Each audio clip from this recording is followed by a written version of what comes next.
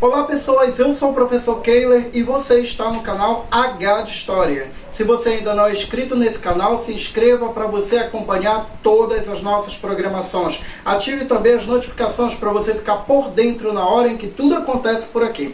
Hoje nós vamos falar sobre o período pré-colonial brasileiro. Um período então que os portugueses chegam aqui e estabelecem contato pela primeira vez com os indígenas que já estavam aqui no território. Roda a vinheta!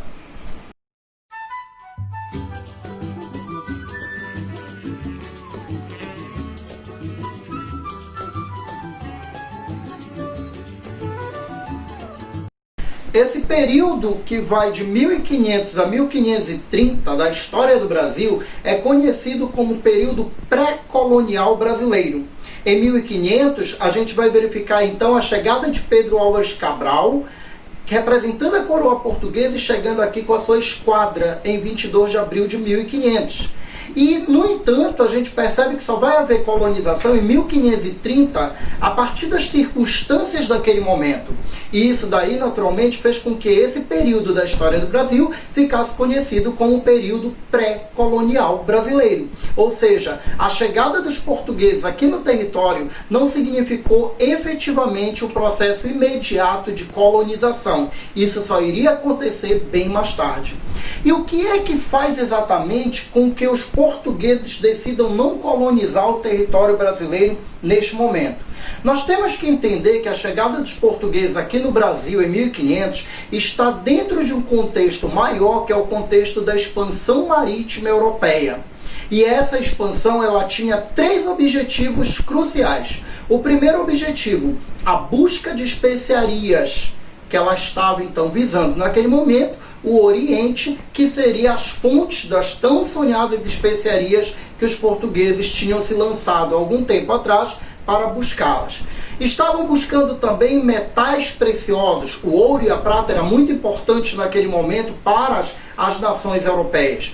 E principalmente mercados consumidores, uma vez que as crises do século XIV acabaram então devastando os mercados e as condições de comércio na Europa. No início do século XV a gente verifica ainda essa grande dificuldade de estabelecer mercados no continente europeu. Então era necessário buscar produtos, metais e principalmente mercados em outros lugares. E aí então é nesse contexto que a gente vai verificar então Portugal sendo pioneiro no processo da expansão marítima, logo depois a Espanha e outros países, que vai acabar então gerando toda uma gama de acontecimentos que vai fazer então com que dentre esses acontecimentos haja a chegada dos portugueses aqui no Brasil em 1500. Acontece que quando os portugueses chegam aqui, eles não vão encontrar especiarias, eles não vão encontrar metais preciosos, eles não vão encontrar mercados consumidores. É importante também destacar para vocês que em qualquer lugar que os portugueses chegassem naquele momento e encontrassem pelo menos um desses elementos, ou especiarias, ou metais, ou mercados, já haveria naquele momento o interesse e a efetiva colonização. Quando eles chegam aqui no Brasil, que eles não encontram nenhum desses elementos, nem especiarias, nem metais, nem mercados, então imediatamente a gente verifica o desinteresse do Estado português, da coroa portuguesa, em efetivar a colonização do Brasil. E por que exatamente não houve o encontro desses elementos aqui? Ao chegar aqui no território, os portugueses encontraram as comunidades indígenas. E o contato com os habitantes, com os nativos desse território, o contato então com esses índios que já estavam aqui, fez com que então as condições para a colonização elas não fossem favoráveis. Primeiro por quê? Porque não havia especiarias. É importante destacar para vocês que quando os portugueses chegavam, por exemplo, na África ou na Ásia, principalmente na Ásia, onde eles estabeleceram um comércio grandioso de especiarias, essas especiarias, sejam elas pimentas, noz, cravo, canela, elas já estavam ali prontas para serem comercializadas em uma grande quantidade. E quando eles chegam aqui no território brasileiro, não é exatamente que não tenha nada de interessante, é que essas coisas que poderiam ser interessantes, elas não estavam disponíveis em uma grande quantidade oferecida no mercado. E isso se dá pela autossuficiência da comunidade indígena. Os índios autossuficientes, naturalmente, só produziam aquilo na quantidade em que eles necessitavam. Eles não produziam excedentes visando um comércio ou alguém chegando aqui para comercializar esses produtos. Então não tem essas especiarias em grande quantidade. Também nós vamos verificar que não tem uma grande quantidade de metais preciosos quando eles chegam aqui no território. A gente percebe então que a Espanha, quando chega em alguns territórios que mais tarde serão suas colônias, imediatamente ela percebe uma quantidade muito grande de ouro e muito grande de prata. Os portugueses não fizeram isso. Os portugueses não tiveram essa sorte de chegar aqui no território e deparar logo com uma quantidade de ouro e de prata. Isso vai acontecer num período bem mais tarde. No processo de expansão territorial, 2 séculos praticamente depois é que vão encontrar metais preciosos aqui no Brasil. Por enquanto, uma chegada em que basicamente eles exploram muito mal a praia, a gente não vai ver esse encontro de metais preciosos. Também não vamos encontrar mercados consumidores. Os índios não eram mercados consumidores interessantes para os portugueses. Os índios não comercializavam, não tinha uma moeda forte, o índio não tinha necessariamente algo que pudesse lhe fazer um mercado consumidor interessante para os portugueses. Então, dada essas situações, a ausência de práticas comerciais de especiarias e de metais, os portugueses partem então diretamente para Portugal e vão dizer lá em Portugal que não tem nada que interesse aqui no território. Na carta de Pero Vaz de Caminha, por exemplo, é descrito o território e eles vão dizer que eles encontraram uma gente sem rei, sem fé e sem lei, que não oferecem nada de interessante, que o máximo que poderia fazer de bom aqui nessa terra era catequizar essa gente, certo? No entanto, o tempo passa e no outro ano, basicamente 1501, o rei de Portugal percebe que não é possível que um território com essa magnitude não tenha absolutamente nada que possa interessar os portugueses. Quem sabe se a gente procurasse melhor, isso poderia ser encontrado.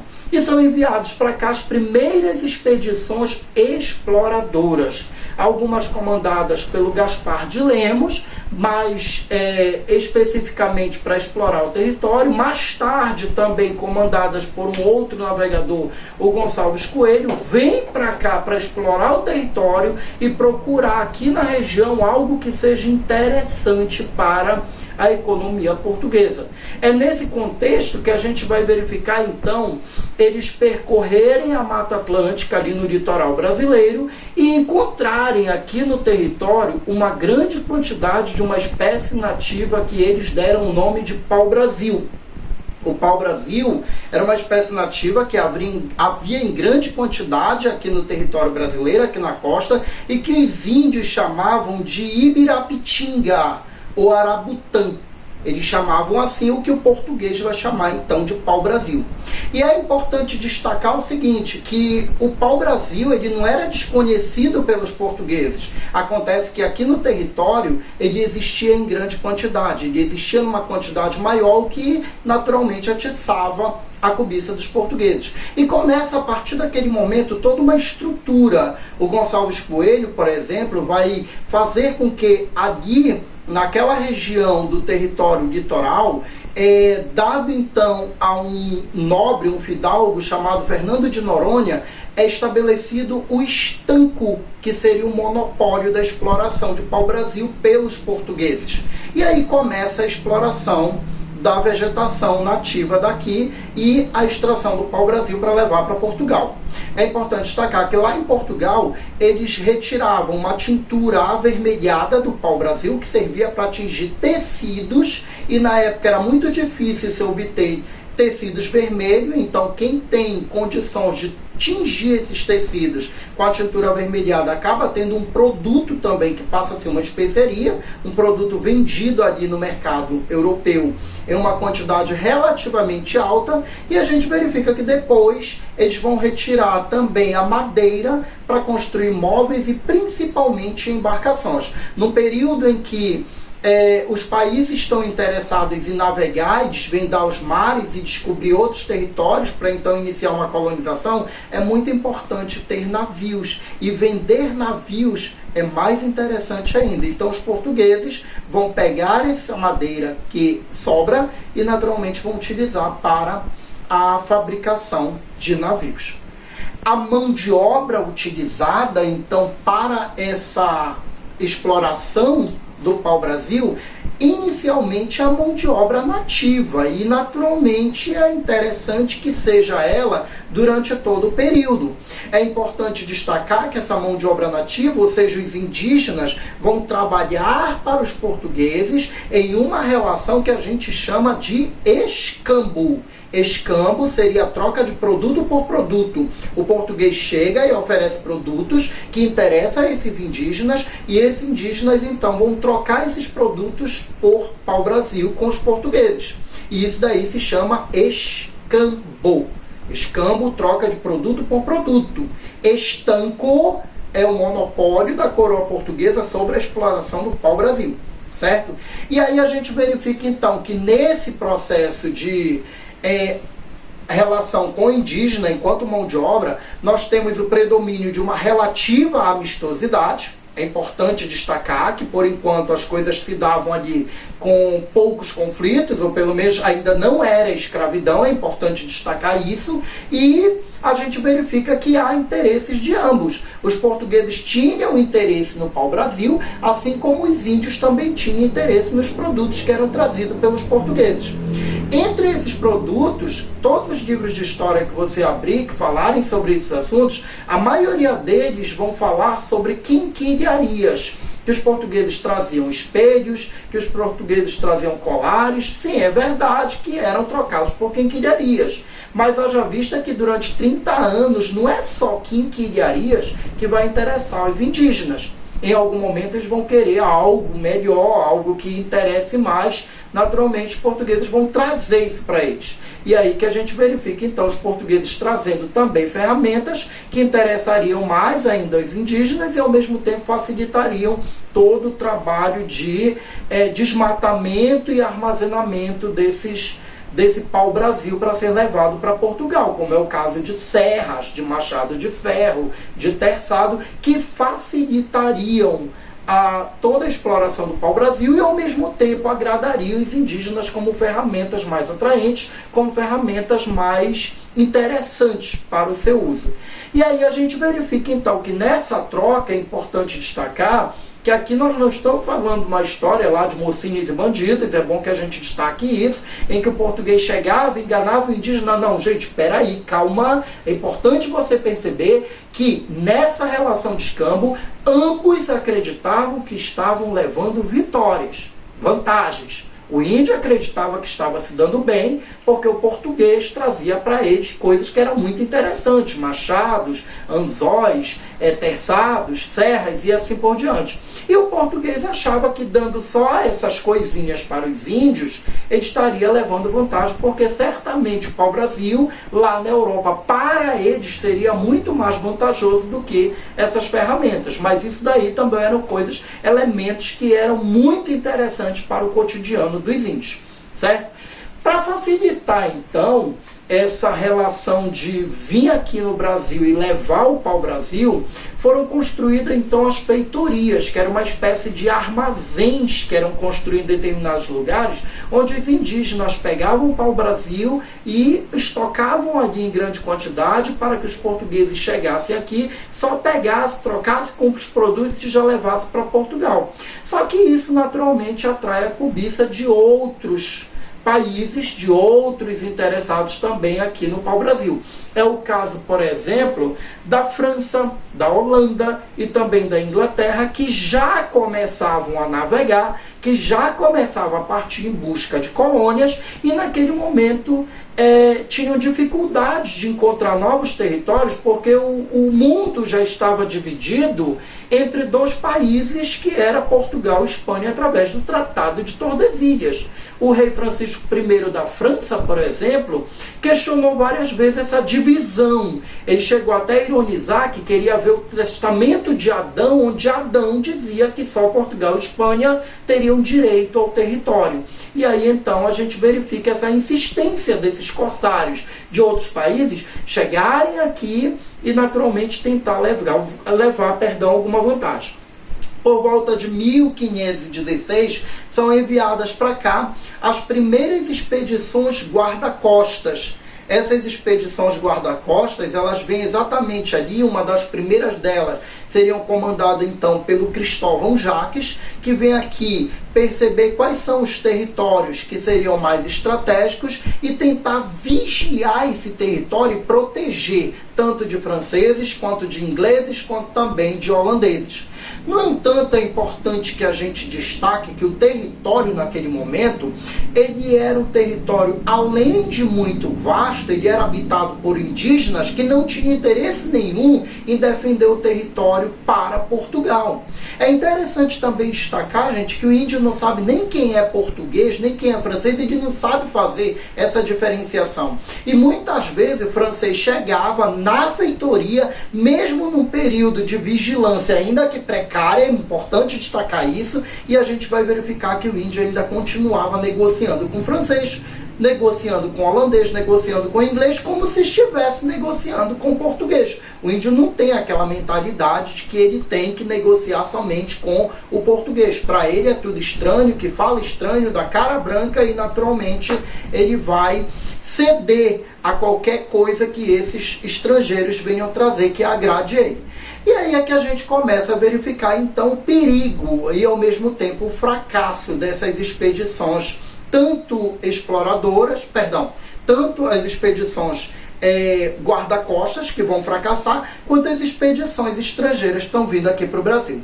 Por volta do final da década de 20 do século XVI, lá por volta de 1529, 1530, a gente verifica alguns elementos que fazem com que Portugal comece a repensar esse relativo abandono e ao mesmo tempo comece a pensar uma possibilidade de colonização do território. Seria exatamente ali o momento em que Portugal, primeiro, ele começa a perceber o declínio do comércio com as Índias. Lá no Oriente, o comércio já não era tão próspero com Portugal como era, por exemplo, em 1500, quando eles chegaram aqui no Brasil.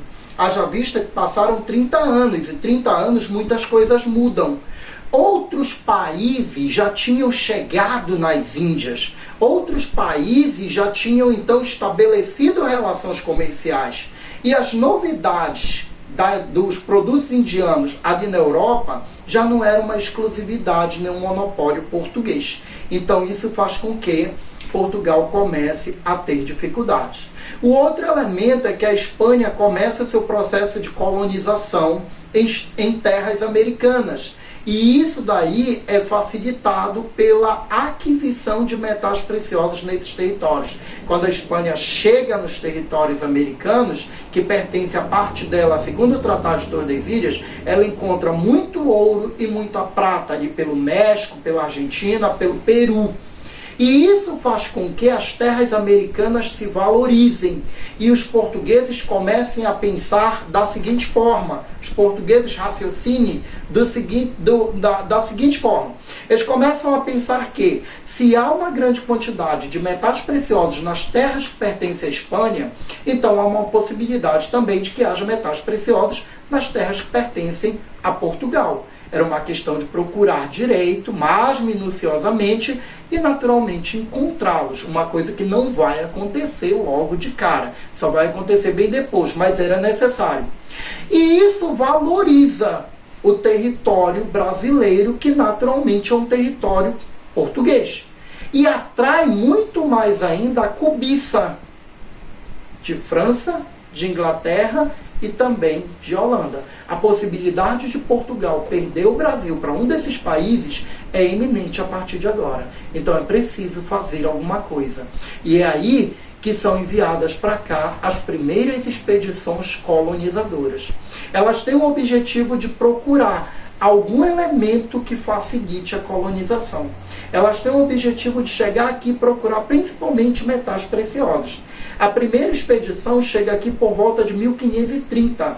Ela passa uns 2 anos percorrendo o território em busca de metais preciosos. A colonização só vai ocorrer definitivamente em 1532, quando vem então a expedição comandada por Martim Afonso de Souza. E é com ele que a gente vai verificar então que, ao chegar aqui e já sabendo que não havia metais preciosos naquele território, ele chega aqui com uma outra proposta de implantar uma atividade econômica que garantisse a colonização. Então ele chega ali mais ou menos onde hoje é um território de São Paulo, o território de São Vicente. Ele funda a primeira vila do Brasil, que é a Vila de São Vicente, e ali na Vila de São Vicente ele implanta o primeiro engenho açucareiro. Com a implantação da cana-de-açúcar, o Brasil passava, a partir de agora, a ter uma função: gerar uma quantidade, uma produção elevada de açúcar para garantir o enriquecimento e o fortalecimento da economia da coroa portuguesa. Com a implantação da cana-de-açúcar, os historiadores costumam dizer que a implantação de uma atividade econômica que garanta lucros para a coroa portuguesa iniciava naquele momento o processo de colonização brasileira. Eu espero que vocês tenham gostado dessa aula. Eu agradeço vocês de terem chegado até aqui. E se você chegou até aqui, comenta aí embaixo o que você achou da aula. Faça então seus questionamentos. E não esqueça de dar um gostei aí na aula se você sinceramente gostou. E se você naturalmente gostou, se inscreva no canal para fortalecer aqui o canal e a gente ter outros conteúdos garantidos também. Um abraço, valeu! E dá um like aí bem gostoso pra gente.